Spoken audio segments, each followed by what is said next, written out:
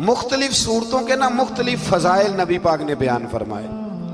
حضرت علی المرتضیٰ شیر خدا رضی اللہ تعالیٰ عنہ فرماتے ہیں کہ نبی پاک علیہ السلام نے فرمایا ہر چیز کی ایک دلہن ہوتی ہے۔ دلہن بیوی کے معنوں میں نہیں، دلہن سجی ہوئی چیز کو کہتے ہیں، عرب کے اندر دلہن سجی۔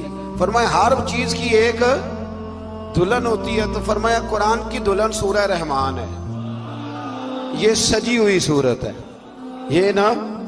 اور اللہ بار بار کہتا ہے، بار بار فَبِأَيِّ آلَاءِ رَبِّكُمَا تُكَذِّبَانِ، او انسان تو اپنے رب کی کون کون سی نعمت کو جھٹلائے گا؟ پلٹ کے دیکھ تو صحیح، تو اپنے آپ کو دیکھ لے، اپنی آنکھیں ہی دیکھ لے، اپنا گھر ہی دیکھ لے، تو غور تو کرنا ذرا۔ یہ نا بہت سارے لوگوں کو بڑی دشواری ہوتی ہے، وہ ہر وقت ہاتھ میں رومال پکڑے رہتے ہیں، کہتے ہیں جی میرے منہ سے نا کئی دفعہ قطرہ نکل جاتا ہے تھوک کا، تو کسی کے منہ پہ پڑ جاتا ہے۔ میں ایک تحقیق دیکھ رہا تھا کہ جو لبلبا ہے نا آپ کی زبان کے نیچے، اگر زبان خشک ہو جائے تو کسی کھانے کا مزہ ہی نہ آئے۔ ڈاکٹر کہتے ہیں کہ اتنی قیمتی چیز ہے یہ جو آپ کی زبان تر رہتی ہے کہ یہ سارے ذائقے جو ہیں یہ آپ کو دیتی ہے۔ اگر کبھی زبان پک جائے نا تو اچھی طرح پکی ہوئی چیزیں بھی مزہ کوئی نہیں دیتی، بلکہ جلتی رہتی ہے ہر شے۔ اللہ نے جو بنایا ہے نا، جہاں بنایا ہے کمال ہی بنا دیا ہے۔ اور فرماتے ہیں فَبِأَيِّ آلَاءِ رَبِّكُمَا تُكَذِّبَانِ، اپنے رب کی کون کون سی، تو کہاں جائے گا؟ اور شروع کہاں سے کیا؟ فرمایا الرحمن علم القرآن، فرمایا رحمان نے اپنے حبیب کو قرآن سکھایا ہے۔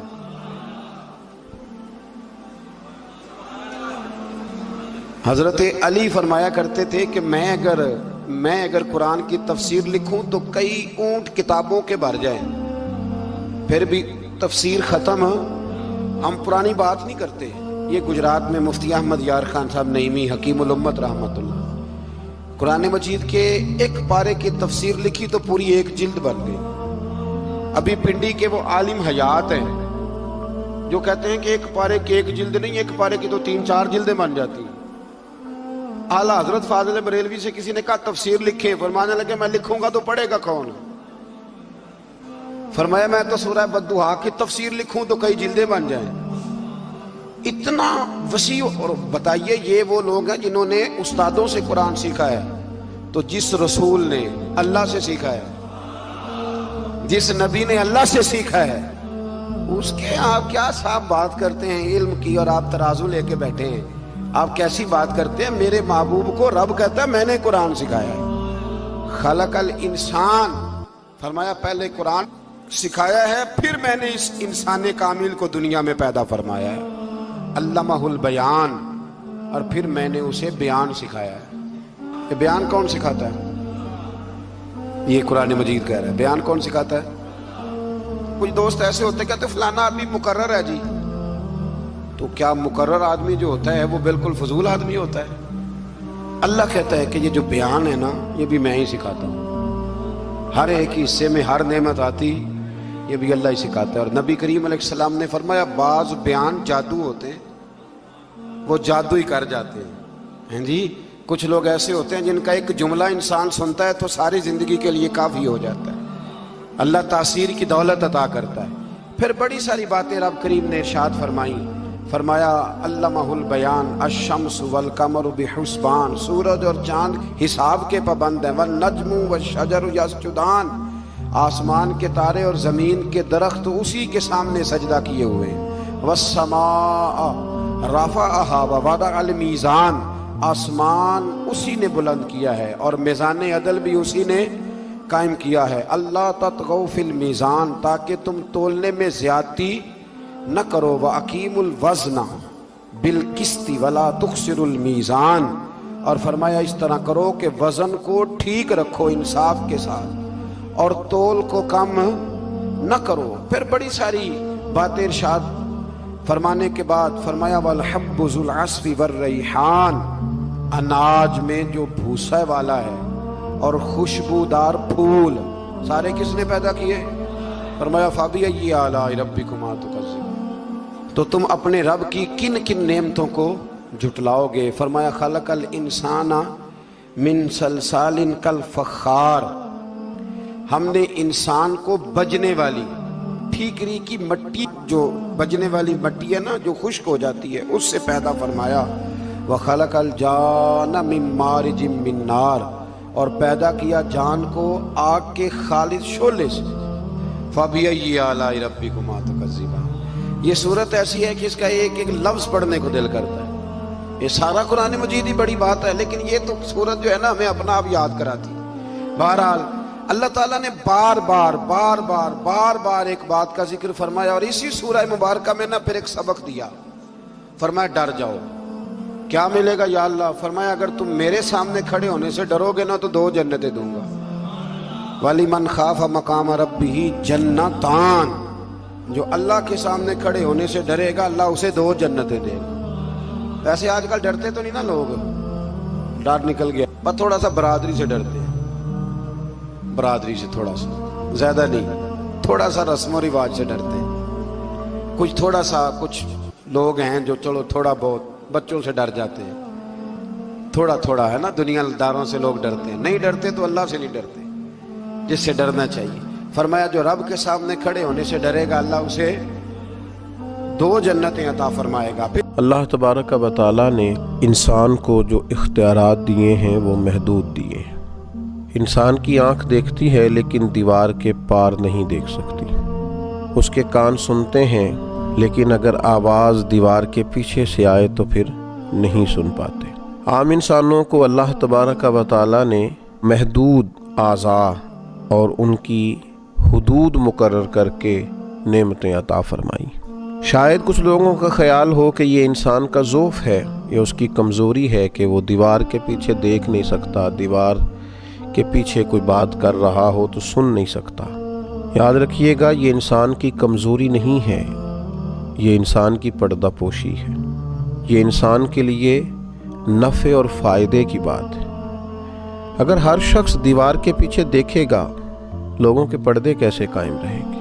اگر ہر شخص دیوار کے پیچھے کی بات سنے گا تو انسان کی پرائیویسی کا کیا بنے گا؟ انسان کی طبی ضرورت ہوتی ہے اس کی نجی اور پرائیویٹ زندگی۔ بہت ساری ایسی جگہیں ہوتی ہیں جہاں وہ پسند کرتا ہے کہ وہ اس طرح کا ہو کہ کوئی اس کے پاس موجود نہ ہو، کوئی اسے دیکھنے والا نہ ہو، اس میں وہ اپنے آپ کو سکون میں محسوس کرتا ہے۔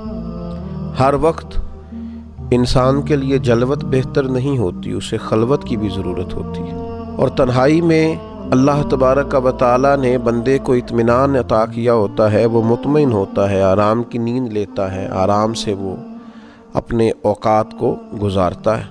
جس طرح اللہ تبارک و تعالیٰ نے ہمیں محدود اعضاء دیے ہیں اور ہمارے فائدے کے لیے دیے ہیں، ہمیں بھی چاہیے ہم کوئی ایسے کام نہ کریں جو اخلاقی حدوں کو پار کریں۔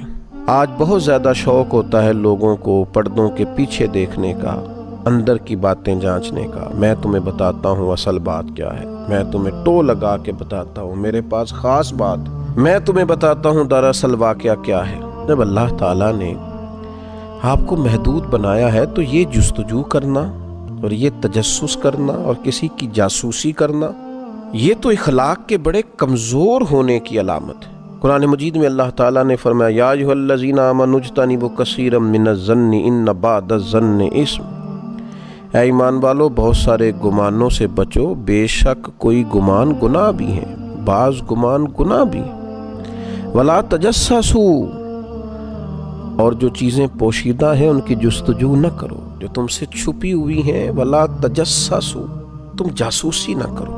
آپ کبھی ان لوگوں کو دیکھیں جن کا مزاج جاسوسی کرنے کا ہوتا ہے، ٹو میں پڑنے کا ہوتا ہے، آپ کبھی ان کی نفسیات دیکھیں بیچارے ہو کس طرح کے جاتے ہیں۔ آپ ان لوگوں کی روحانی زندگی کا اندازہ کر سکتے ہیں کہ کس قدر زیادہ وہ اتار چڑھاؤ کا شکار ہے، ذہنی کشمکش کا شکار ہے، فکری انتشار کا شکار، جو کسی کی جستجو میں ہے، بجائے اس پر کہ وہ اپنے لیے کچھ محنت کریں، اپنے حصے کی کوئی ڈیوٹی کریں، وہ دوسروں کی جاسوسی کر کے اپنا وقت بھی ضائع کر رہے ہیں، اپنے آپ کو وسوسوں کا بھی شکار کر رہے ہیں، اپنی روحانیت کو بھی متاثر کر رہے ہیں، اور اپنی زندگی کے قیمتی ترین لمحات کو ضائع بھی کر رہے ہیں۔ اور بعض لوگ بعض ایسی باتیں بھی چاہتے ہیں، ایسی باتوں پر بھی تبصرہ کرتے ہیں جو ان کی ذمہ داری نہیں ہے، جو ان کی ڈیوٹی نہیں ہے، چلیں بالفرض کسی کو کسی کے عیب کی اطلاع ہو بھی گئی تو اس کے لیے تو صرف دو ہی باتیں ہیں، یہاں تو آپ جائیں گے اور بڑی حکمت اور دانائی کے ساتھ اس شخص کو تبلیغ کریں گے، اسے اکیلے میں مل کے اس برائی سے بچنے کا کہیں گے، یا دوسری بات یہ ہے کہ آپ اس کی ہدایت کے لیے اللہ کے حضور دعا کریں گے۔ یہ تنقید کرنا اور لوگوں کے سامنے اس کے اس عیب کو بیان کرنا، یہ تو کسی طور بھی قابل قبول چیز نہیں ہے۔ اور پھر جو خوبصورت لہجوں کے لوگ ہوتے ہیں، اعلیٰ اخلاقیات جو لوگ رکھتے ہیں، ان کا تو یہ انداز بھی نہیں ہوتا کہ وہ کسی شخص کے لیے جاسوسی کرتے پھریں۔ وہ تو خوبصورتیاں تلاش کرتے ہیں، وہ تو اچھائیاں ڈھونڈتے ہیں، وہ تو خیر کے پیچھے دو قسم کی مکھیاں آپ کو معاشرے میں ملیں گی۔ ایک شہد کی مکھی ہوتی ہے، ڈھونڈتی پھرتی ہے کوئی پھول کہیں مل جائے، اس پھول پر بیٹھتی ہے اور اس پھول سے فیض یاب ہوتی ہے، اور اس کے بعد جب وہ واپس لوٹتی ہے تو اپنے چھتے میں آ کے، اپنے گھر میں آ کے شہد بناتی ہے جس میں اللہ تعالیٰ نے شفا رکھی ہے۔ اور ایک مکھی آپ کو ایسی بھی ملتی ہے جو گندگی پہ بیٹھتی ہے، کسی زخم پر بیٹھتی ہے، وہ پھر کرتی کیا ہے؟ وہ جہاں بیٹھتی ہے بیماریاں پھیلاتی ہے۔ اس لیے کہ جب وہ نکلی تھی، جب اس نے ارادہ کیا تھا تو اس وقت ہی منزلیں ہی الگ الگ تھیں۔ وہ تو نکلی تھی زخم ٹٹولنے، گندگی کو معاذ اللہ دیکھنے، بری چیزوں کو جب اس نے واپس آ کے چھوڑا ہے تو اس نے جراثیم چھوڑے ہیں، بیماری کو چھوڑا ہے، اور یہ نکلی تھی پھولوں کی تلاش میں۔ تو جو لوگ پھولوں کی تلاش میں نکلتے ہیں ان کو پھر شہد نصیب ہوتا ہے، لیکن اب کوئی شخص ساری زندگی اگاتا کانٹے رہے اور اسے نصیب پھول ہو جائے، تمام عمر کے کانٹوں کی آبیاری پر عجیب شخص ہے، اب گلشن کی بات کرتا ہے۔ تو میرے عزیز، جاسوسی نہیں، عیب جوئی نہیں، ہمیشہ اس کشمکش میں رہنا کہ مجھے کسی کی غلطی کا پتہ چلے۔ بتائیے نا وہ شخص کس طرح کا ہو جائے گا، وہ کیا ہوگا بھلا، اس کی ذہنی کیفیت کیا ہوگی، اس کا اخلاقی معیار کیا ہوگا، اس کے دل کی کیفیت کیا ہوگی، وہ کس سٹیٹس کا آدمی ہوگا جو ہمیشہ لوگوں کے عیب تلاش کرتا ہے۔ اگر آپ کو پتہ چل بھی گیا، اور انسانوں کے اندر کمزوریاں بھی ہوتی ہیں، انبیاء کرام علیہم السلام اور فرشتوں کے علاوہ معصوم تو کوئی نہیں، تو انسانوں میں، عام انسانوں میں کمزوریاں بھی ہوتی ہیں۔ اب آپ کو عیب پتہ چل گیا، پتہ چل جاتا ہے، کسی وقت کسی کے سامنے کسی کی غلطی آ جاتی ہے، کرنا کیا ہے؟ رد عمل کیا کرنا ہے؟ لوگوں کو بلا بلا کے ان کے کانوں میں باتیں کی جائیں، اس بات کو نشر کر دیا جائے، اس کا اظہار کرنا شروع کر دیا جائے، وہ کوشش کی جائے کسی نہ کسی طریقے سے پھیلا دی جائے، معاذ اللہ۔ نہیں، رسول رحمت نبی اکرم صاحب خلق عظیم صلی اللہ تعالی علیہ وسلم نے ہمیں اس معاملے میں بھی حسین رہنمائی دی اور ہماری تربیت فرمائی۔ اور آپ یہ کام کر کے دیکھیں، آپ اپنے آپ کو بلند اخلاق والا پائیں گے۔ آپ کو محسوس ہوگا کہ یار میرے سینے میں پھول کھلیں۔ اس کی عملی مشق کریں، آپ اندازہ کریں گے کہ آپ کے اندر، روح کے اندر تازگی کتنی پیدا ہوتی ہے۔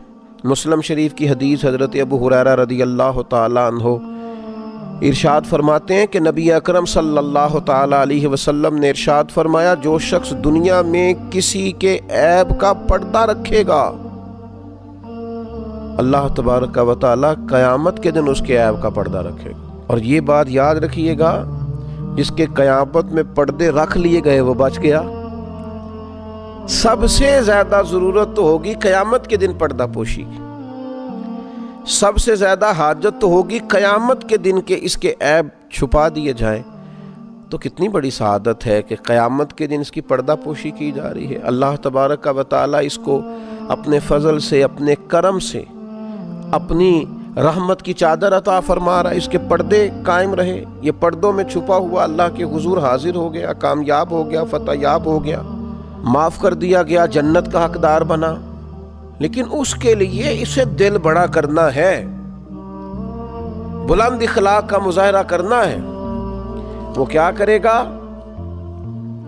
وہ دنیا میں کسی کا عیب دیکھے گا تو اس پر پردہ ڈالے گا۔ اگر یہ کام کرے گا تو نتیجے بڑے شاندار نکلیں گے۔ آج تو بڑا عجیب نظام ہے، کچھ لوگ جو جاسوسی کر کے دیتے ہیں ان کو بڑا نوازا جاتا ہے، وہ آنکھوں کے تارے ہوتے ہیں، یہ میری جاسوسی کرتا ہے، مجھے خبریں دیتا ہے، ان پر لوگ بڑی بڑی شفقتیں کرتے ہیں، تو یہ انداز ٹھیک نہیں ہے۔ ہاں کسی وقت اگر کسی بات کا کسی جگہ بتانا اصلاح کے لیے ہو کہ یار بہتری ہو جائے گی میرے کہنے سے، اس بات کی اصلاح ہو جائے گی، تو اصلاح کی نیت سے مقدور بھر ضرورت کے مطابق کسی بات کا کرنا، اور ایسے شخص سے کرنا جو اس کی اصلاح کر دے گا، جو بہتری کر دے گا، اس کے لیے علماء نے گنجائش لکھی ہے۔ اور نبی پاک علیہ السلام نے یہ بھی تنبیہ فرمائی ہے، فرمایا اگر تم اپنے کسی بھائی کا پردہ فاش کرو گے نا تو اللہ تعالیٰ بھی تمہارا پردہ فاش کر دے گا، اگرچہ تم گھر کے اندر بھی بیٹھے ہوئے تو رسوا کر دیے جاؤ گے، لہٰذا یہ کام نہ کرے۔ اور پھر ایک اور بات جو بڑی سمجھنے والی ہے اور قابل غور ہے کہ جناب بہت سارے لوگوں کی عیب جوئی کرتے ہیں، تو پہلے وہ یہ تو بتائیں کہ ان کے اندر کوئی عیب خود سے موجود نہیں ہے، خود اپنے آپ کو پاک صاف مسجع مکفہ پاکیزہ سمجھتے ہیں، بڑے بھولے بھالے، بڑے اللہ والے، ریاض آپ کو بس ہم ہی جانتے ہیں، اپنے آپ کو بڑا صاف ستھرا جانتے ہیں۔ دیکھیے ایک انسان کے اپنے اندر کمزوریاں موجود ہیں، غلطیاں موجود ہیں، باوجود اس کے وہ لوگوں کی عیب تلاش کر رہا ہے، وہ خود گھٹنوں تک دھنسا ہوا ہے خطاؤں میں، اور پھر نیچے دھستا ہی چلا جا رہا ہے، نہ توبہ کر رہا ہے نہ اصلاح کر رہا ہے، لیکن لوگوں کی غلطیاں بیان کرتا ہے تو بڑے دھڑلے سے بیان کرتا ہے۔ اور ڈھیر سارے سوسائٹی میں لوگ آپ کو ملیں گے جو باتیں کر رہے ہوتے ہیں لیکن از خود بھی ان کے اندر بڑی کمزوریاں پائی جاتی ہیں۔ نبی اکرم صلی اللہ تعالیٰ علیہ وسلم نے ارشاد فرمایا، جب تم اپنے کسی ساتھی کے عیب ذکر کرنے کا ارادہ کرو نا تو پہلے اپنے عیبوں کو یاد کر لیا کرو، اپنے اوپر پہلے غور کر لو۔ برے بندے نو لبن ٹوریا تے جگ تے ملیا نہ کوئی، اپنے اندر چاہتی پائی تے میتھوں برا نہ کوئی۔ تو اس لیے یہ اتنی کمزور اور کبھی عادت ہے لوگوں کے اندر کہ وہ پہلے عیب ڈھونڈتے ہیں، ٹو میں رہتے ہیں، جاسوسی کرتے ہیں، پھر اس کو آگے پھیلاتے ہیں۔ یہ مسلمان کے اخلاقیات تو اس کی بالکل اجازت نہیں دیتے۔ اللہ تعالیٰ سمجھنے کی توفیق عطا فرمائے۔